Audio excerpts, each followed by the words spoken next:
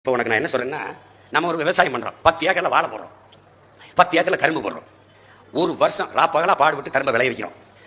ஒரு வருஷம் ராப்பகலா பாடுபட்டு தொகையை கிழிச்சு விட்டு மண் அணைச்சி விட்டு ஆடு மாட்டு கழிவை கொட்டி வாழைக்கு தண்ணி விட்டு ஒரு தென்னைக்கு இடையில தேர் ஓடணும், வாழைக்கு இடையில வண்டி ஓடணும், கரும்புக்கு இடையில நெல்லுக்கு இடையில நண்டு ஓடணுங்கிறான், கரும்புக்கு இடையில நரி ஓடணுங்கிறான், அவ்வளவு இடைவெளி இருக்கணுங்கிறான்.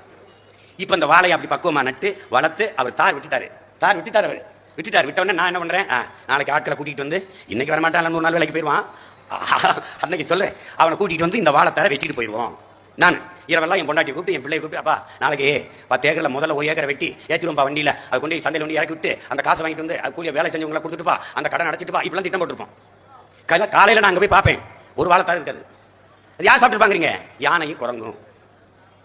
முழுக்க குரங்கு பூரத்தை வாழைப்பழத்தை தின்னு, யானை கரும்பை தின்னு கதை முடிச்சுட்டு வந்திருக்கும். அப்போ இதுக்கு என்னன்னா, அவன் நிலம் அவனது இல்லை, உழைப்பு அவன் ஒன்றுமே செய்யலை, அவன் எந்த முதலீடும் செய்யலை.